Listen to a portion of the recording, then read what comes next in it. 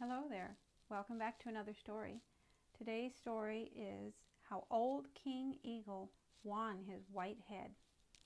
So let's get started. Peter Rabbit sat on the edge of the dear old briar patch, staring up into the sky with his head tipped back until it made his neck ache. Way, way up in the sky was a black speck sailing across the snowy white face of a cloud. It didn't seem possible that it could be alive way up there. But it was. Peter knew that it was, and he knew who it was. It was King Eagle. By and by it disappeared over towards the great mountain. Peter rubbed the back of his neck, which ached because he had tipped his head back so long. Then he gave a little sigh. "I wonder what it seems like to be able to fly like that," he said out loud, a way he sometimes does. "Are you envious?" asked a voice so close to him that Peter jumped. There was Sammy Jay sitting in a little tree just over his head. "No," snapped Peter, for it made him a wee bit cross to be so startled. "No, I'm not envious, Sammy Jay. I'm not envious of any bird. The ground is good enough for me. I was just wondering, that's all." "Have you ever seen King Eagle close by?" asked Sammy. "Once," replied Peter. "Once he came down to the Green Meadows and sat in that lone tree over there, and I was squatting in a bunch of grass quite near and could see him very plainly. He is a big and fierce-looking bird, but he looks his name, every inch a king. I've wondered a good many times since how it happens that he has a white head." "Because," replied Sammy, "he is just what he looks to be, king of the birds, and that white head is the sign of his royalty given his great ever so great grandfather by Old Mother Nature way back in the beginning of things." Peter's eyes sparkled. "Tell me about it, Sammy," he begged. "Tell me about it, and I won't quarrel with you any more." "All right, Peter, I'll tell you the story, because it will do you good to hear it. I supposed everybody knew it. All birds do. That is why we all look up to King Eagle," replied Sammy. "Way back in the beginning of things, old King Bear ruled in the Green Forest, as you know. That is, he ruled the animals and all the little people who lived on the ground. But he didn't rule the birds. You see, the birds were not willing to be ruled over by an animal. They wanted one of their own kind, so they refused to have old King Bear as their king and went to Old Mother Nature to ask her to appoint a king of the air. Now, Mr. Eagle was one of the biggest and strongest and most respected of all the birds in the air. There were some, like Mr. Goose and Mr. Swan, who were bigger, but they spent most of their time on the water or the earth, and they had no great claws or hooked beak to command respect, as did Mr. Eagle.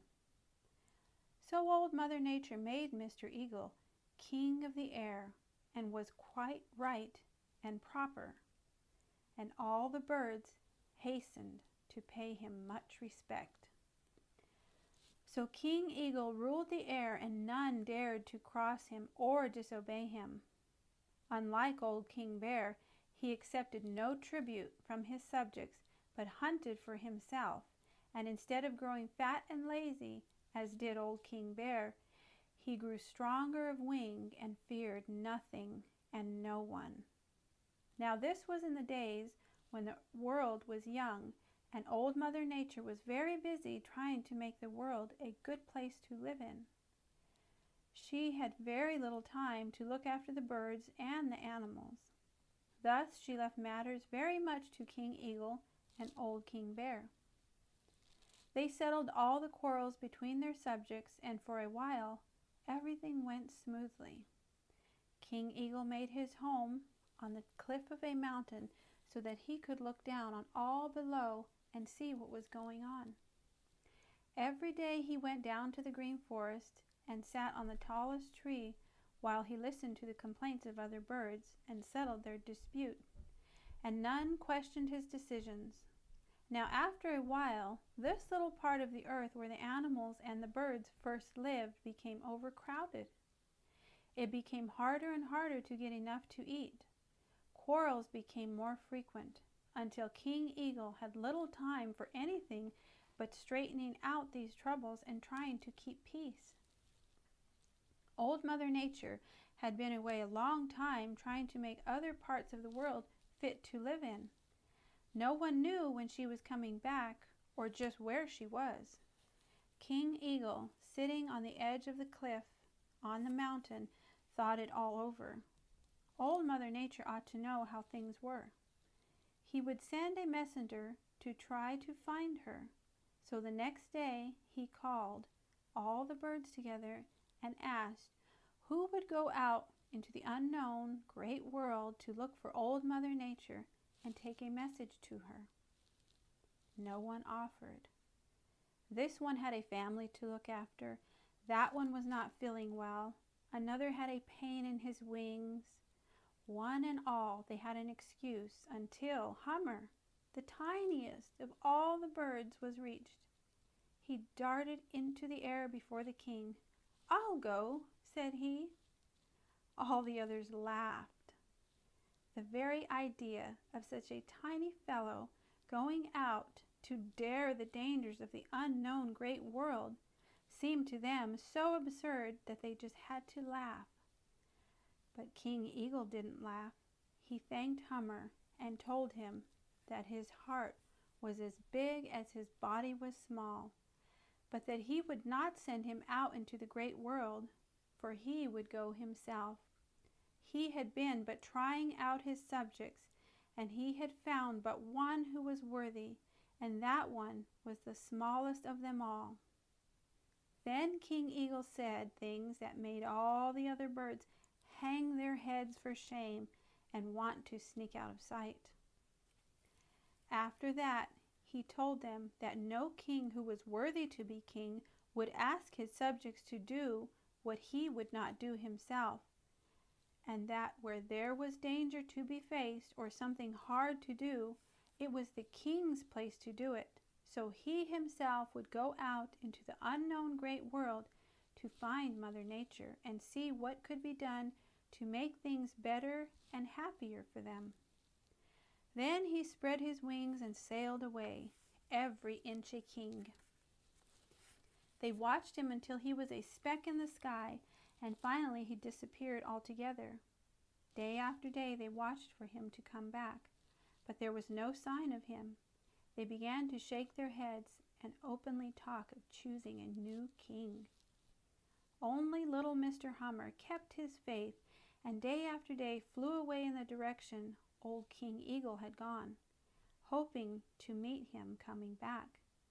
At last a day was set to choose a new king. That morning, as soon as it was light,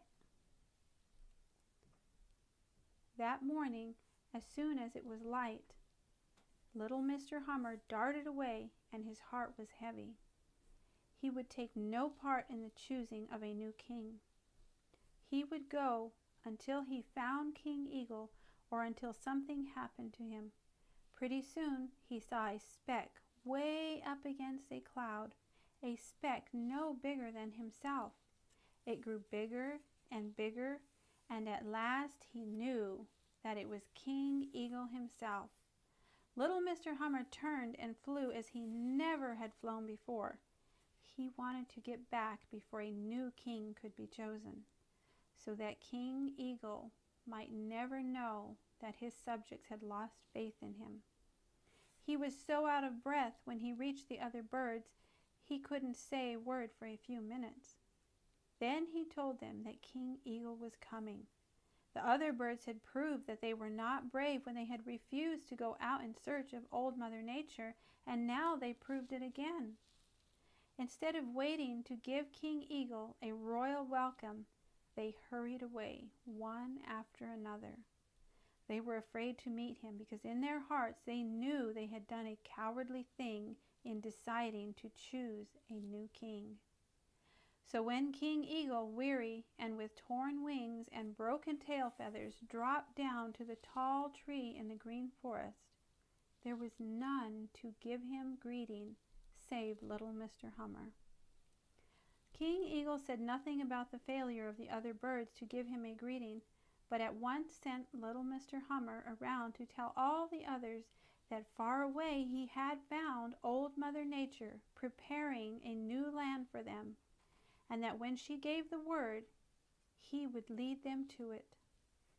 Then King Eagle flew to his home on the cliff of the mountain, and not one word did he say of his terrible journey, of how he had gone hungry, had been beaten by storms, and had suffered from cold and weariness, yet never once had turned back. But when Old Mother Nature came later and announced that the new land was ready for the birds, she first called them together and told them all that King Eagle had suffered, and how he had proved himself a royal king. As a reward, she promised that his family should be rulers over the birds forever, and as a sign that this should be so, she reached forth and touched his black head, and it became snowy white. And all the birds cried, "Long live the king!" Then Old Mother Nature turned to tiny Mr. Hummer and touched his throat, and behold, a shining ruby was there, the reward of loyalty, faith, and bravery. Then King Eagle mounted into the air and proudly led the way to the promised land. And so the birds went forth and peopled the great world, and King Eagle and his children and his children's children have ruled in the air ever since, and have worn the snowy crown which King Eagle of long ago so bravely won. That's the end. Thank you for stopping by, and I'll see you next time.